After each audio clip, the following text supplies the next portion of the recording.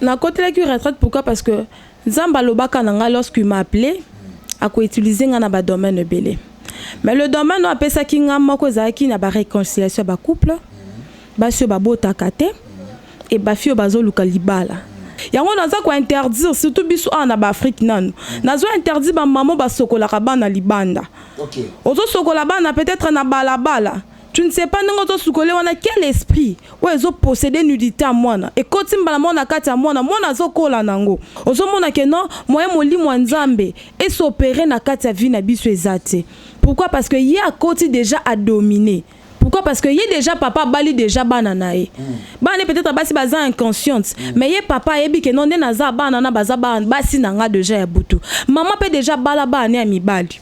Mona ke ba mbali ba osimba na bango mbongo ba ozala bien, mais ba ozaka na problème moko. Eza problème à libala.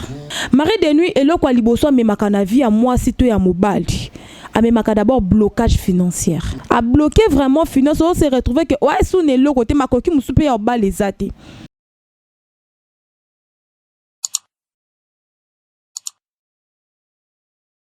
Merci très cher abonné à chaîne Abusso Mnene Tolo na TV à notre maman Anna Kalambay, moi si à papa Carlos Kalambay, ba shalom na bino nyonso na bakatsa bandako na bino ba télévision na bino ba o pese so confiance même ba téléphone partout ce que ali ozo tambola mais o tchaka toujours Tolo na TV pour na kolanda parce que bi chaîne oyo eza chaîne mo chrétienne o eza ba édification ba prédication ba témoignage ainsi que makambo ya nzambe vraiment et que l'Éternel de vous bénisse beaucoup d'être no ka tolobaka 100% Jésus et pas na biso ya Yesu na Yesu nde yango eza cahier de charge na biso apa yango toza suna cahier musuté parce que Jésus-Christ nde azali notre Seigneur et notre Sauveur. Merci encore une fois na ma caméra na moni les Français les nobles mon caméraman que j'aime beaucoup les ingénieurs techniciens nyonso ezaye et balani nyonso to na se to pesino ambote famille mobimba papa Kalambay nzamba pa mobino papa Ivaris. Je crois lelo tozali juste na cité Baudouin na église et à l'homme de Dieu le prophète Peter na lingala mingi tous na quartier A numéro 15 na temple nouvelle Jérusalem et pas ya le prophète Peter. Pourquoi tu es awa? Tu es parce que mopandi ya prophète Peter abimisi o ezali maman donc moi si na ye pour na kolobla biso ba makambo eza très important oyo à deux fois tout le monde ba phénomène na kata bandaku na kata ba foyer na kata ba jeune fille na kata ba jeune garçon mon papa mususu 40 ans obala te et moi si ba fiancé bazo kende phénomène ni esala ke esala bon pe basi mususu bazali a bota mais na kata ndo mezo sala kindumba zo kena libanda. Dieu nous a nzamba pamboli biso apeso domo ko lelo to holandae anya sabiso ba phénomène wana nanya koza ba phénomène wana pe utaka wapi source nango utaka wapi cause pe après yango nde to meka pe ko yeba puis remède a komemela biso yango.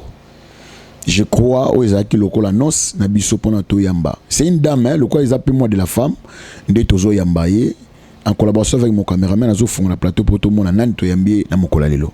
Ok. Shalom maman. Shalom Osakoleric. Bonne santé. Qui m'a n'angola nzambe papa bonne nuit no pe. Oui. Ça va par la grâce de Dieu. Lelo to yawa. Et pas na bino pona message au kola talisio.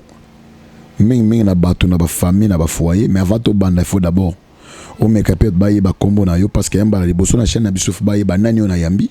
Pazali nani pasala msala nini kombo nangeza maman Raissa Onosuku eza kombo mbali nanga waza visionnaire église Nouvelle Jérusalem eza na quartier A numéro 15 na commune ya Ngaliema précisément na 2 GC Barré. Nazawana je suis une servante na kati ya musala kolo.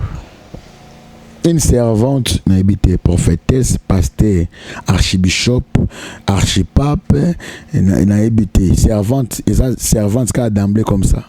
Nazam Osakuli. Maman prophétesse. Ok. Et maman prophétesse Raissa. Et je crois que tu belé bango, c'est aussi une collègue de moi de l'école primaire. Tout le monde est sous donc ngai prophète, il est pas comment prophétesse. Ok, maman Raissa va to banda na dingi vraiment to bénéficier na prière na yo na kata chaîne biso to la nasi. Ok. Tendre Père, nous te disons merci. Seigneur, Ziza Bazar te tokutani poto lo bana par na yo. Seigneur, tike te moto nyonso akoyo kabiso. Parole automemi na tongwa lelo emema changement na vie moko na moko. Ba bénéficier na grâce o tie na kati na biso. Miracle peut pas produire se manifester. To tike bandel tino suka émission na kombo na Yesu. Yesu zala na biso lokola alpha, aussi na biso éternel mon Dieu lokola omega. Ozala conducteur na biso du début jusqu'à la fin dans le nom puissant de Jésus nous disons amen. Amen, amen, amen, amen, amen. Maman Raïssa, ni nous mêmes biso na tongo lelo. Maman, papa on a nganzamba pambola yo mosakoli. Papa on a lalaki, nazaki na retraite il y a 15 jours. Pendant que je priais, nzamba talisinga makambo, o ezo déranger ba famille ebele, ba couple ebele, toza déranger vraiment nango. Et ça phénomène moko ezo leka na couple, to ezo leka na vie abatu bazo ebate. Phénomène wana eza ya femme et mari de nuit. Mutu musu azo vivre makamoko na vie na ya azo mona ngo normal. Azo prier azo zo solution te. Or ayebite que eloko ni ezo sala que non à vivre phénomène wana. Eza phénomène ya mari et femme de nuit. Nzamba tali singango abi eza esprit. Azana musunité azana mukuwa te papa nanga. Mais alataka ba forme ya batu. O akoti na kati ya via mutu, a posséder via mutu et abandi ko créer ba effet na kati ya via batu. Ezana ba couple belé, ezana ba famille belé bo tambola na ba ka oyo peut-être ozo ebate. Ezana ba ka on a ko énumérer na kati. O nzamba talisinga o ezo déranger peuple nzambi. Ton akoloba oko se retrouver peut-être na kati. Nzamba lobi ezana ba batu ebele o bazo yebate. Deux fois il azo poser zo monango normal or eza anormal. Atali singa comment ba esprit wana ekota ke posséder ka banzoto abatu. Yango naza ko interdire surtout biso na ba Afrique nan. Nazo interdire ba maman ba sokola ka bana libanda. OK. Ozo sokola bana peut-être na balabala. Tu ne sais pas n'ongo to sukole wana quel esprit ou ezo posséder nudité mwana. Ekoti mbala mona kati mwana zo kola nango. Papa mosakolitika na biso eloko moko esprit wana aza na frontière te. Oh. Deux fois to lobaranini to voyager to na pays étranger. Maman ya za na besoin visa te papa ya za na besoin visa ta comme si kozali. Donc ya za esprit soit bien comme na heure na minute au coma. Yango na zongeli susu akoloba naza ko interdire ba maman oyoyo ba sokola ka bana libanda. Donc ozo sokola bana libanda ozo exposer bana. Des deux, yo papa ozolandanga yo maman ozolandanga oza pensionné na film pornographique. Okay. Pendant que ozo ta la film wana eza ba esprit ozo se connecter na yo ozo côté ozo posséder directement. Azo zo soko za mwana mwasi oza pensionné tellement na film wana a commis mari de nuit. Soko za mwana mobile a commis ba moko femme de nuit. O a posséder nzoto non pourquoi autre mesani trop ya kota la film wana. Papa eza na batu mususu pe a posséder na nzoto na bango na nzela ya kisi. Akutana na mobali moko azaka féticheur. Bakabwa na bango na mobali to mwasi akenda ye atika esprit wana na kati na ye. Tozana ba point ko to développer vraiment na kati to talisa. Que non peut-être yo mo keza mobali a posséder ki ngandenge nini. Nazana ba ko na ko expliquer comment posséder ki nzoto na yo. OK. Je crois na ko banda na mamo likolo. Donc na yebité na papa mbala mo sa mati. Donc il faut comprendre que notamment la prophétesse ya solo o tozana a pobiso ba prophète tozana pa mbangu donc a mo ngola makambozo mela ya koloba a bia kota ya utina retraite bilobi na mukanda Osée chapitre 4 verset 6 obi mon peuple périt faute de connaissance ba sugara wana so kitina se babi parce que tu as rejeté la connaissance moi aussi l'Éternel je te rejetterai to linza ma rejeté oté to ngana yo to acquérir cette connaissance et utina likolo 15 jours ya retraite il y a peu de choses té tant yo mwana moi soit de faux olia ozomela mais za basi musa basala nzambe moni moi ça na nzambe atiki ndako na yo kute na kati église ato na kati église aola la libana na kati atiki ndako kitoko mais yo lingi mbeto tala moi ça na nzambe mais ye mo pas servant de l'Éternel tama nzamba talisie tozo kota nango directement na ba question pe azali coupe directement ko expliquer biso ko énumérer biso ya ko yeba ndenge nini femme to mari de nuit nini ba opéraka. Première question, femme et mari de nuit ba outi wapi? source na bango eza wapi? Papa, merci vraiment pour la question, Anna. Donc, autant on a 1 Corinthiens chapitre 6, le verset 19.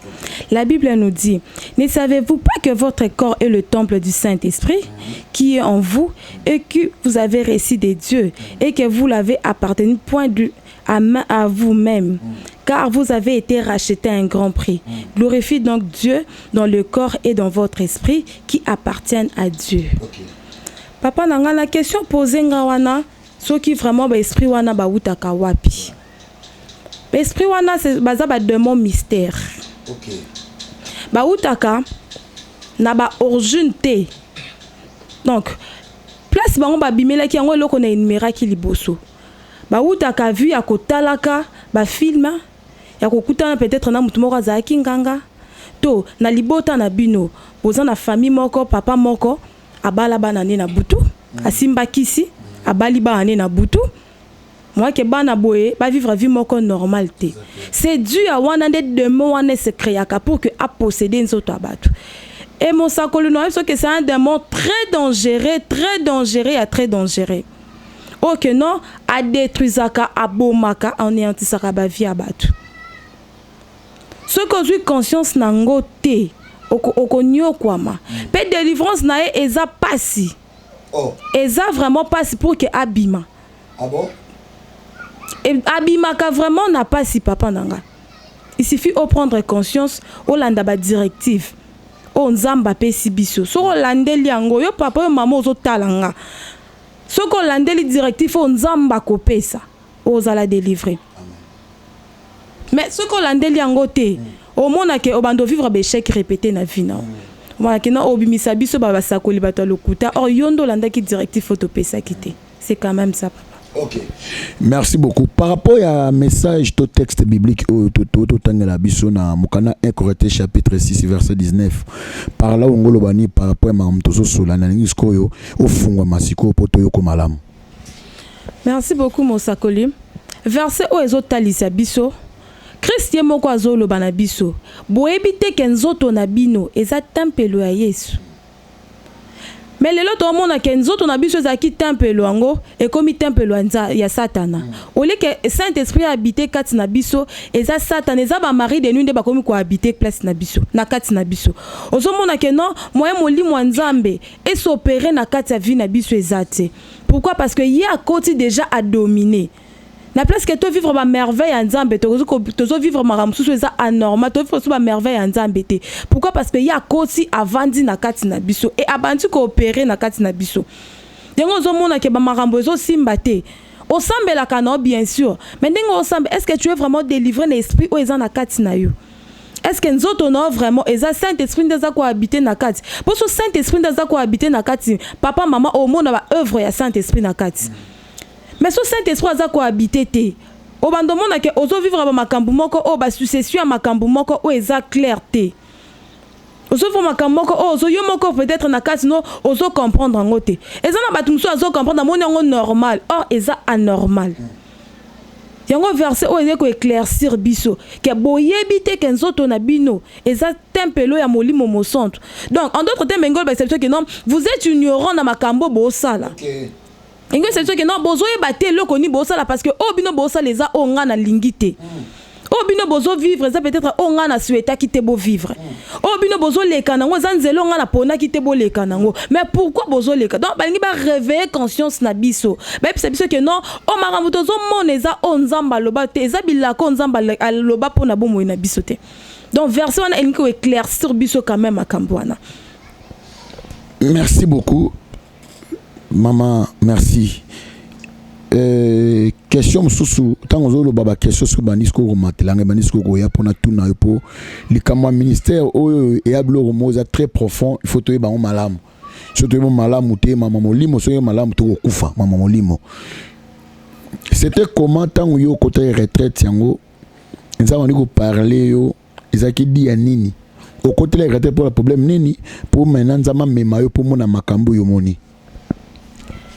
Na côté la retraite pourquoi? Parce que Nzamba lobaka nanga lorsqu'il m'a appelé à quoi utiliser ngana ba domaine belé. Mais le domaine a appelé ça ki ngama ko zaki na ba réconciliation ba couple.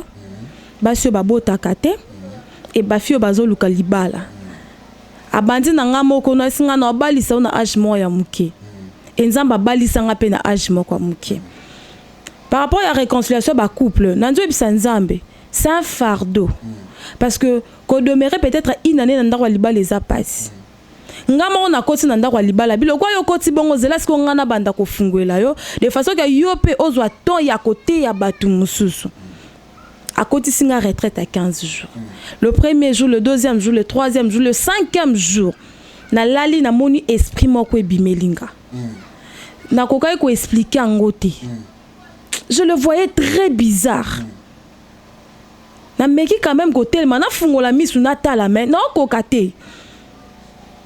Je me suis demandé où est le konini boy. Il m'a dit qu'on priait. Il m'a dit qu'on priait. Seigneur, ça c'est quoi? Il m'a dit qu'on bangate. Vanda sigonga no taliso makambo. Tenena vanda. C'est Seigneur, donne-moi la force pour boire no kokate. Absingate vanda nga sko na taliso. Na vanda bando talisanga. Abi tu le vois comment? Je ne sais pas comment les décrire. Abi voilà. C'est que bobo yo kaka. Bien batu musu ba comprendre kate on a menga ka démon. Ya femme mari de nous aïe et puis ah bon et puis singa yé ou toi yaka ko baby saka ba couple le quoi on appelle ça que mission pour réconcilier ba couple voilà pourquoi la mission je te donne bandino ko la kiso yo moko no de mo na omona et na manda ko talisa yo comment à s'opéraka ne ko mona na bandi ko mona na bandi ko mona bandi ko expliquer nga voilà ndenga kotaka ndenga zwaka possession na banzo tabatu on expliquer ki ne bandeli que comment posséder kanzo tabatu eza ba momba skola rabana libanda on a lobela ki on est bandeli eza na batu mususu famille mususu ya moko asimba ki sakanga chance baleki nae akoma maubali abaleki nae ya aba sopera kape akotaka na nzela bongo akotaka na nzela ba homosexualité na bosanaki akotaka na nzela ba lesbianisme akotaka na nzela wana po asopérer vraiment sikona katia bana batu. Ndeko jeko zoyoka makambo mama raisa zoloba ya très profond na mbaki appelle moko makambo zoloba papa moko ya zoraba na ya basi papa aboti bana basi bana mibali papa yimo azoraba na ya basi mama azoraba na mibali tolo bango na sens moko normal pour un peu ko léser hein batute to ba normal c'est-à-dire to bien abimaka na bana na ye ya basi ezali boy mwana ne moko mo simta betlinga li solo donc mutali boso ayebaki tata ne mutaye baka mutali boso et o pe mibali mama na bango ye mama na bango moko parce que tant phénomène ne ça mabongo cause ezadi ya nini ezadi que papa peut-être papa na maman ba ebi alliance na bango ba sala ki na diable. Et par là, ce que papa a dit que posséder banana bon ya basi na nzela mari de nuit. Mon sacoleri qui banana ya basi so landel vina bango po ba bala. Bon ba bala te. Si le bala te. Pourquoi? Parce que y a déjà papa bali déjà banana e. Banane peut-être basi baza inconsciente, mais y papa ebi que non na za banana baza basi nanga déjà ya butu. Maman peut déjà bala bana ya mibali. Au moins que ba mbal ba aussi mana bango mbongo ba ozala bien mais ba ozaka na problème moko eza problème à libala ba kozala na sérieux problème ya libala mais on ba nona ezali kambu ya ndoto te hein ezali kampena ba yebi boy ke papa na biso ya koti eza ndoto te eza vision te eza boye yango to bi papa yango na lobby moni ba misu baza conscience na ba yebi. Et banana ya basi papa na bango tellement envoûta bango ba mona ngo normal parce que ngana phénomène bon laisse papa a botinga et ça passe mais pour que na comme en effet on a ce qu'il faut envoûter ngai pour que ngape na mona ngo normal or ezelo comme ça anormal mettons moi la banana ya basi baba ebi ke ngande na zawa papa na biso bon ça les pezu atin on ebi ke wana pa mobali nanga amoye wana mobali nanga on sait les oies et que wana pas mobali nanga or eza envoûtement nde memi bango ba komati na point ko accepter bloko bon pour ba koma ko accepter bloko bon eza envoûtement papa envoûtement total pende bazana délivrance na bango ko za la passe ceux qui bazui la première des choses il faut pas avoir d'abord conscience so bazui conscience te papa nanga mosakoli e ko za la bango pasi makasi pour que ba demeurer na kati ya libala pour que ba bala.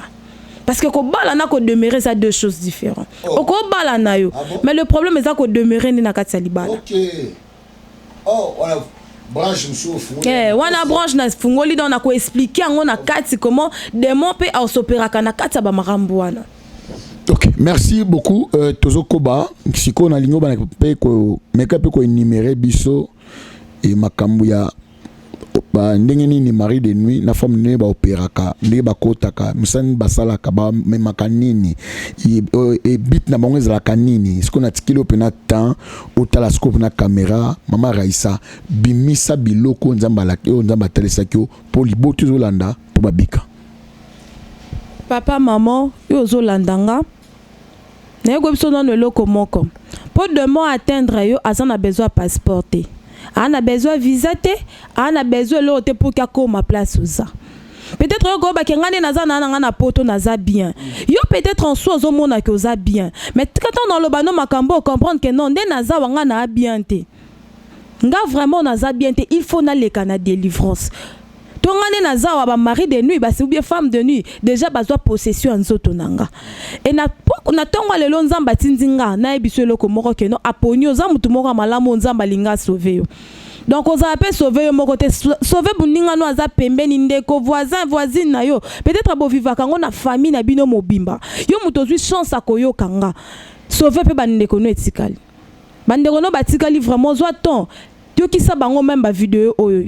Monisa bango ngo bolanda bo benga biso toza wana pona bino. Papa vona pendant ko énumérer ngo eza maman moko azaki aux États-Unis otaki ko benganga avant-hier. Qu'est-ce qui se passe? Maman wana azana e bien na mobali na ye. Ba vivaka na bango très bien na bon disons na fiancé na ye.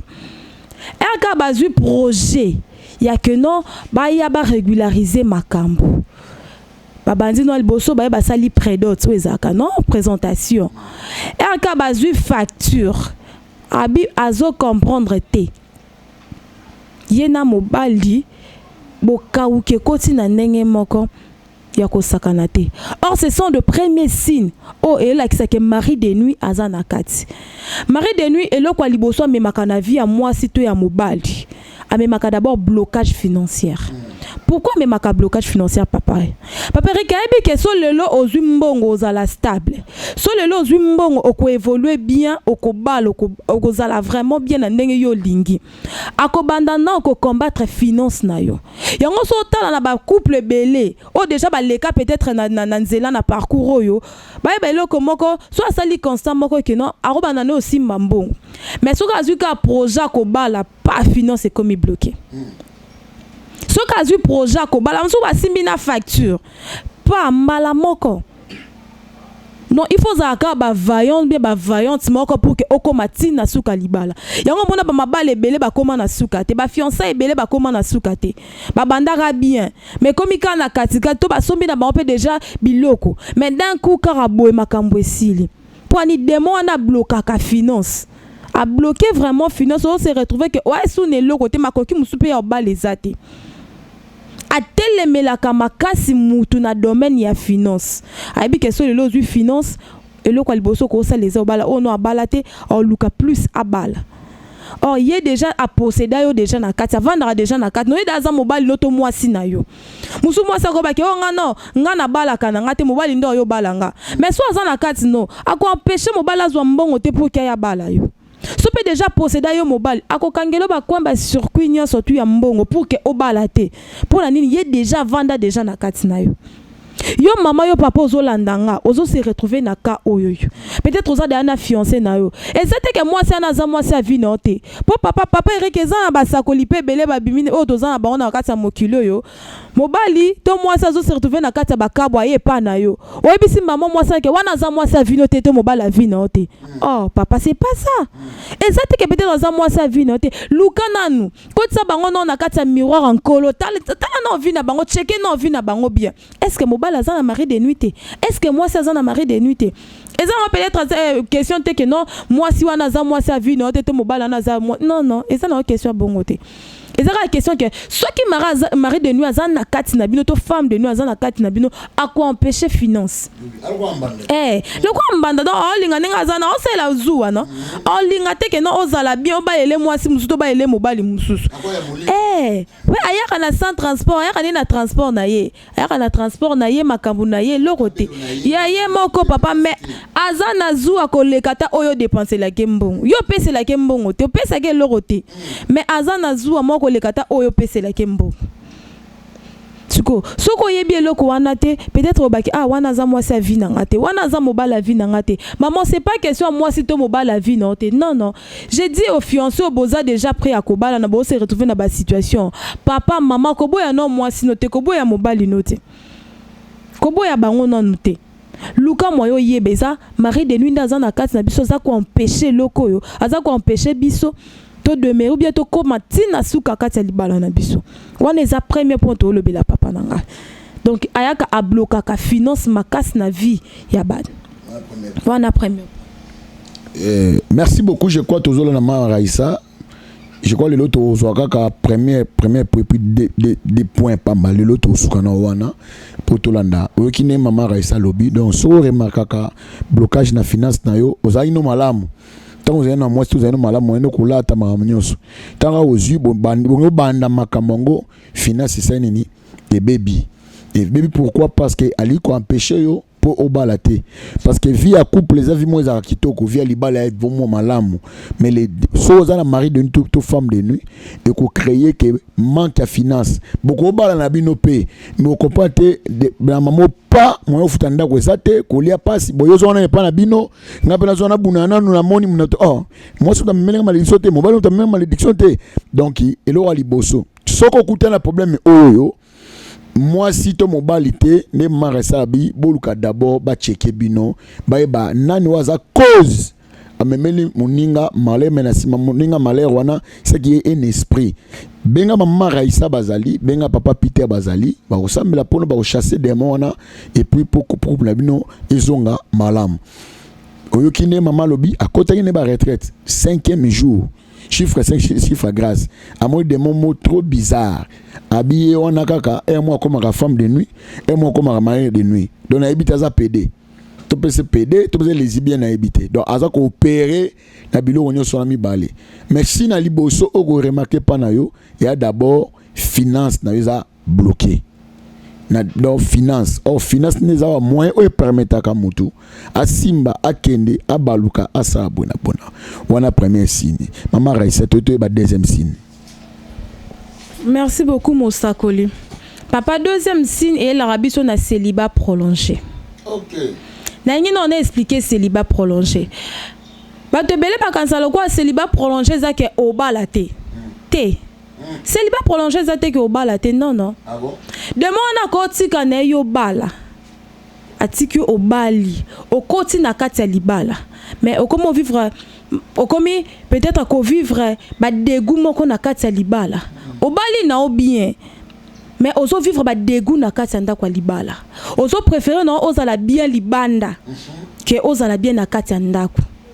Atiki na yo bali na yo. Okotu na kati ndako makambu suko bandi na kati ndako. Ba nous pas kazawa ote oboza célibat prolongé que non okomi na 60 ans obali tende ngwa célibat prolongé ngwa na te. Akoti ka yo bali na yo. Mais na kati sikwa zo zelonde na kati kuna. Donc azeli usko na kati kuna kota siko mona makambu na yo.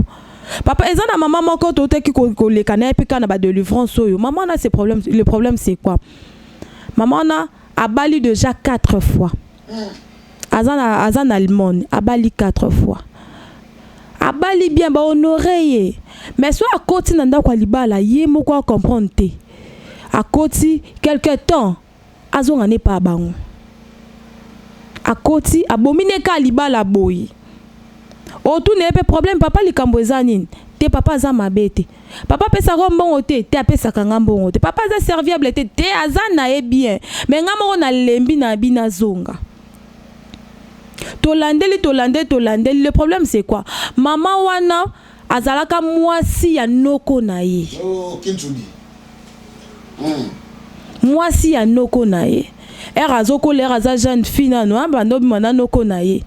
yeah esila nango pe noko pa kenda noko abala ye pa bala na habite nzamba sala grâce ya bali na ye po asambelaki abosana ke noko na aposséda kanzoto na ye donc atika ka donc amitika ka na kati ya mwasi wana donc à chaque fois za ndako ezotindeka azonga etindeka kazonga abomi déjà 4 libala que non ake azongi problème amutu na makolo abomela libala ezate eyebani te voilà ni démon tellement mais mi célibat prolongé na kati donc yé vraiment ndenga zaki na noko na wana esami ke no yenga zana pour vendre vraiment na kati libala pour vivre sengwa libala eza passe et là comme tout célibat prolongé mais makanini obala ni non na papa bien yango po te koloba papa na nga Eric au surtout qui d'un coup finance et kauki finance vraiment esili tant finance ici la bongo et pousser nini moi si mobile ya luka place à revendre bien ko vendre na famille moi si pas comment vendre na famille poni ezangi si bien na makoki a futa ndako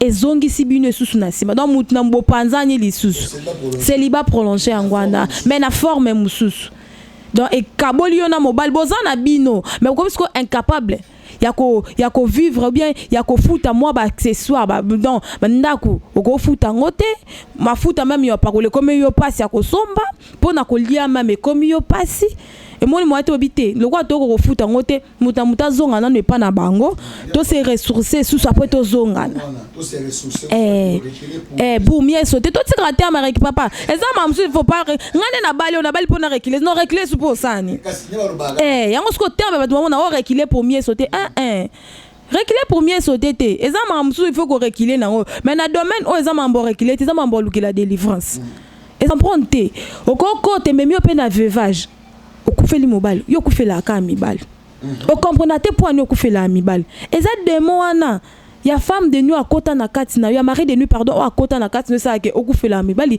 to ya femme de nuit akota na kati no papa okufela ka basi mona papa mo boy célibat prolongé akoti wana on ba nga déjà na bala na ngai mais ndeni na bala boy célibat ezesu na pouvoir te papa eza na pouvoir te bon ndenge okufela basi wana yo zo mona ngo eza normal c'est kaza na mwasi moko eza azoboma mwasi no physique pour que atikala na yo mobali na ye c'est kaza na mobali moko azoboma yo mobali physique patikala na mwasi na ye voilà pourquoi zo mona ba répétition ba makambo wana eza ko se répéter na vie na yo maman de jour kufeli peut-être des mobali yo papa peut-être kufeli déjà ata mwasi moko nan oui to boité mais sans no examen conscience pourquoi mwasi ana kufaki.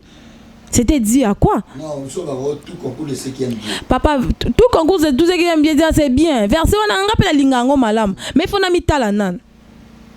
Oui, il faut n'a mis talanan. Parce que, j'aimerais que vous puissiez prospérer. Et habit que le mariage soit honoré de tous. Allez, multipliez-vous. Parce que, on aura allé qu'on s'est multiplié dans quelques temps, après quelques mois, après, on a mis koufeli. Si on s'est multiplié, sous nanan. Tout on s'est multiplié sous Neloronine parce que muto pese nga yewana. Voilà pourquoi ba makambo ezo komé la batu. Eza maman moko to te ko l'excès de délivrance lobby. Kana makambo ma papa. Abali nai. Yena mobali sengo ezate na ndako libala. Maman uzana kati ndako libala mais épouser abima libanda.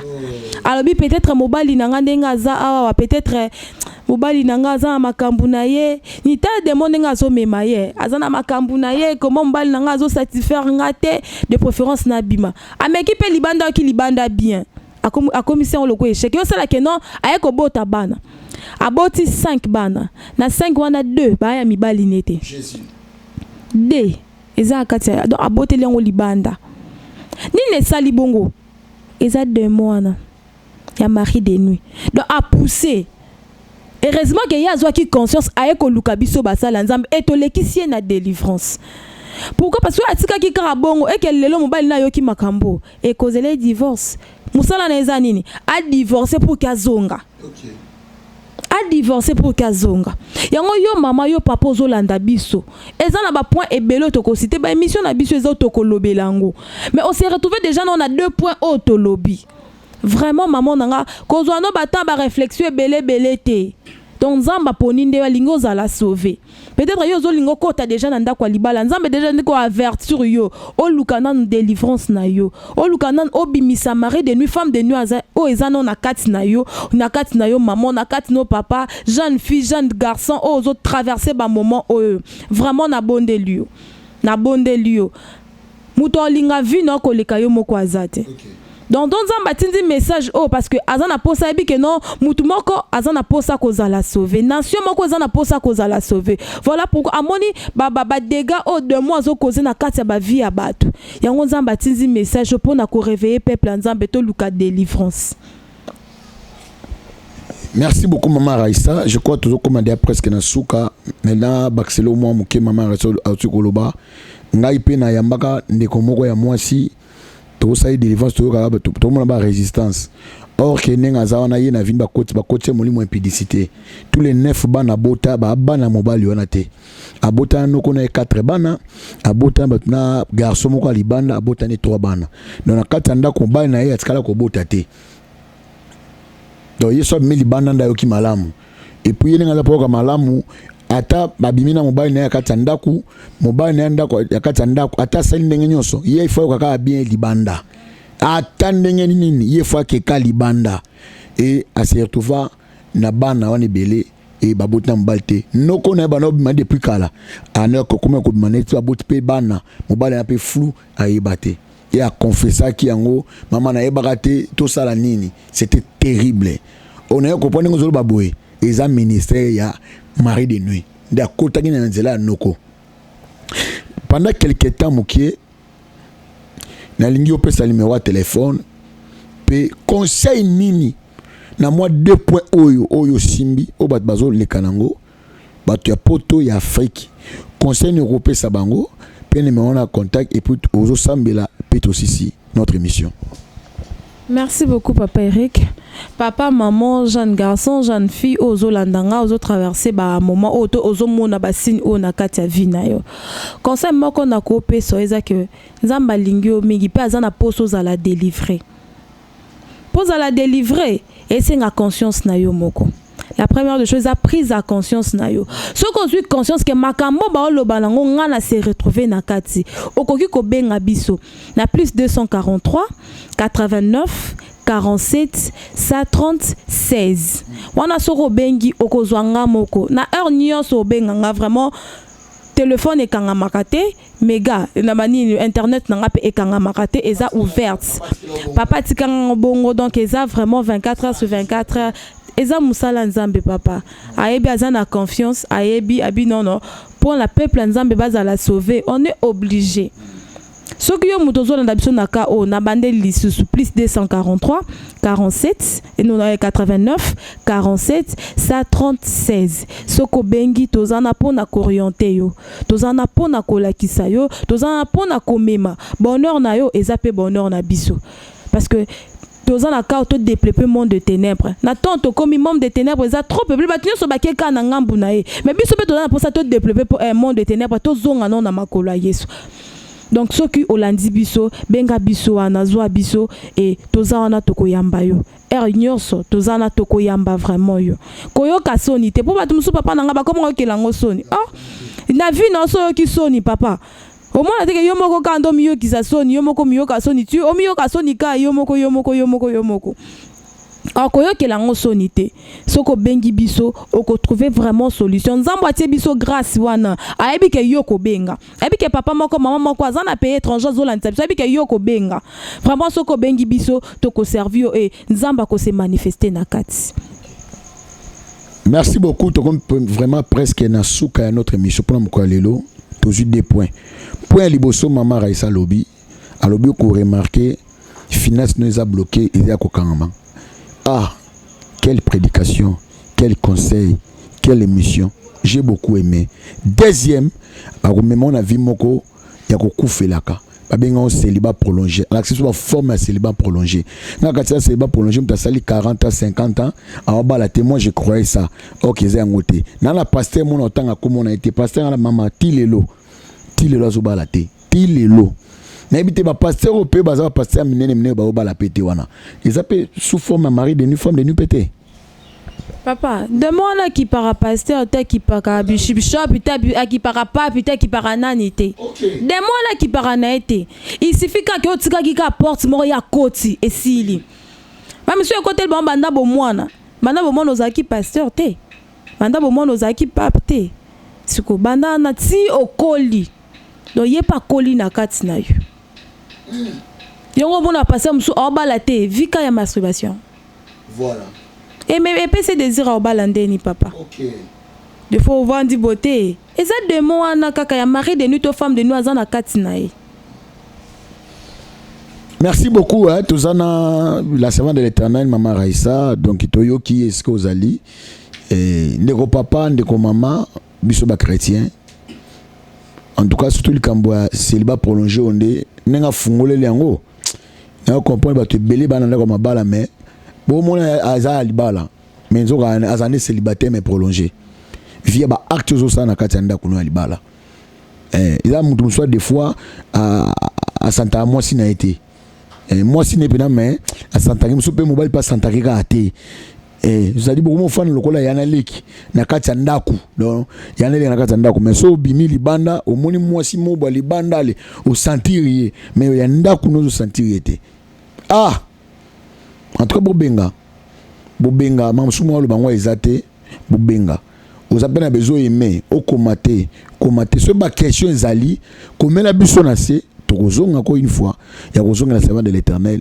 puis tokotuna ye pe akoyano la biso il zana no ana tolo na CTV et to ba kolobele par biso sujet biso zakaka comment mari na fanu ndeni ba se manifestaka na kati ba couple na kati ba famille pe na kati aux environs où yo zalili suksinae je crois tu dis ko lobangwa bi il faut faire attention ko sokola ba na balabala mwana mbali pe mwana mwasi sokola na balabala ça dit oza directement c'est dit ko exposer mwana yo parce que tango tiki bongo atali a koti et puis si msupe mwana oh mwasi na nga tata mwa mukolo oh mwasi na nga papa ese le kote pe mwasi na yo nzoka yo wana ami koteli e ba noko ebele ba mana bana kazi na bango ebele même ba système so za rapena kati ya salon bana basi bala na kati ya salon mi bana kati nini babanga mo salama ebele na kati banda kwa batu wayaki congé mais akomi ko bimana cousine na ye mutaki neka congé mamwana mamoze bele oloba mais pour le to suki a on a habité quelques salutations ezali. Merci vraiment Mossa colérique. Napesi ba salutation nanga elle bosse pas mobile nanga le prophète Peter Onosuku to benga kemingi général vraiment place à ça Nzambene vraiment a continuer jusqu'au ciel la biso ya kokamwa napesi ba na nouvelle nion surtout ba salutation de pas place nion so bazana bazar na Belgique na France na Allemagne États-Unis de partout au monde ba na nouvelle bazali vraiment je vous salue na kombo Yesu Christo na bosanate kotika papa nanga na maman nanga kopesa bango ba salutation papa Yalanda vraiment je t'aime beaucoup papa vraiment Nzambe a pèsé sous longévité pour tous on a posé ainsi que maman José Bessala donc une maman que j'aime beaucoup au bas concerne celle qui est l'opé tous ali vraiment maman ba bisu ebele na bosanité ba ouvrier nyon sur Nouvelle-Jérusalem wana na moni mokambi Camille Azawana Passion Azawana Louison Azawana vraiment pasteur puis pasteur assistant baza Fallon Aza bienvenue Aza et na bosanité belle sœur na nganyonso vraiment na pesibino bambote belé place bozali. Merci beaucoup pour l'autre aussi awawa et là on a betaka moi c'était muké votre journaliste n'a fani directement on peut ça d'ambela et pas maman Raissa n'a fani dans le 4 avril les anniversaire le premier dimanche et puis à Pâques donc il a notamment le 4 avril le 18 avril 2 ans il y a fondation moi ça mokondi na kati ya Kishasa awawa donc soyez ambassadeur songolu peut-être tozala na yemoko boss na yango tozala awawa bato bana besoin ya kotinda biloko na bango na boîte na masuya munene topé na avion bo contacter JETNC service ya papa Jano na kati ya poto wana donc yé ou mela raté 2 semaines à pambe komi to pesa ba numéro ba contact ko yeba donc JETNC service ndé en tout cas tinda et koma pe na milieu na n'importe que service mo ezobanga nzambe makasi papa Jano na mama Nasi na pesi no ambote belé. Et en tout cas, Nzambalola Azanto Pombola Bino, na pesa encore une fois mon caméraman que j'aime beaucoup, les Francine Noble, Nzambalola à mon papa Mbolayo, Tokutani, Nambalasima, na même chaîne, na même heure, et puis dans numéro Oyo, le numéro Sikapo, ba point CBL. L'autre jour à 2 points. Point Liboso Zali, finance vous a bloqué, point Mibale Zali, célibat prolongé. Merci beaucoup. Wazaki résumé. Merci, bye et ciao.